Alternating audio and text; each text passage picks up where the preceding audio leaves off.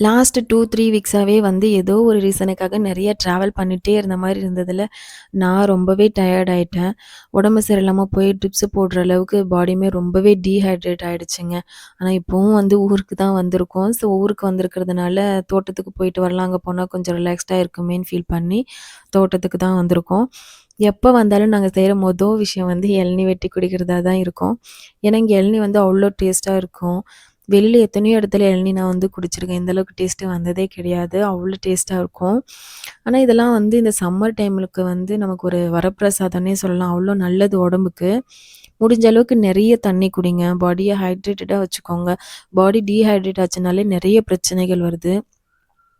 So பசங்களும் நல்லா இளநீ குடிச்சாங்க. இளநீ வெட்டி குடிச்சு முடிச்சுட்டு, தோட்டத்துக்கு நடுவுல ஒரு இடத்துல போய் அமைதியா உட்காந்தாச்சு. பசங்களும் அந்த ஈர மண்ணுல நல்லா விளையாடிட்டு இருந்தாங்க.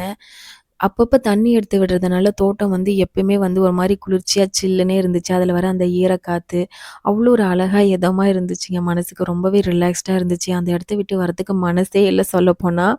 அந்த காலத்துலலாம் வந்து பசங்க நல்லா விளையாடுவாங்க. விளையாடாத இடமே இருக்காது. வெயில், மழை, ஆறு, ஏரி, குளம் அப்படின்னு சொல்லிட்டு நல்லா விளையாடுவாங்க. ஹெல்தியாவும் இருப்பாங்க. ஏன்னா, அப்பலாம் வந்து கெமிக்கல் ஃப்ரீ சுத்தமான காத்து. ஆனா, இப்போ நம்ம இருக்கிற காலகட்டத்திலலாம் பசங்கள வெளியில விளையாட விடணும் அப்படின்றத நெனைச்சாலே நெறைய யோசிக்க வேண்டியதா இருக்கு. சொல்லப்போனா பயமாவே இருக்கு. ஏன்னா, அதுக்கு பல காரணங்கள் நம்ம வந்து சொல்லலாம். ஜென்ரலா ஆனா பசங்க மண்ல எல்லாம் விளையாடுறது ரொம்பவே நல்லதுன்னு சொல்றாங்க. அவங்களோட இம்யூன் சிஸ்டம் பூஸ்டப் ஆகுறதாவும், அவங்களுக்கு வந்து இந்த அலர்ஜி, ஆஸ்துமா அப்படி வர அந்த ரிஸ்க்ல வந்து கொஞ்சம் ரெட்யூஸ் பண்றதாவும் வந்து சொல்றாங்க. சயின்டிஃபிக்காவும் ப்ரூஃப் பண்ணியிருக்காங்க. ஆனா, அது வந்து நம்ம இருக்கிற அந்த என்வைரன்மென்ட் பிளஸ் சிச்சுவேஷனையும் பொறுத்தும் இருக்கு. ஸோ, கொஞ்சம் ஜாக்கிரதையா தான் இருக்கணும்.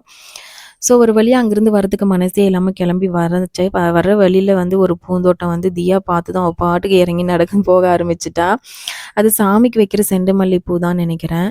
ஒரு வழியா அந்த இடத்துலேருந்து அவள வந்து தூக்கிட்டு வரதே பெரும் பாடா ஆயிடுச்சுங்க. அப்பவும் ரொம்பவே அழ ஆரம்பிச்சுட்டா அங்கருந்து தூக்கிட்டு வரவும்.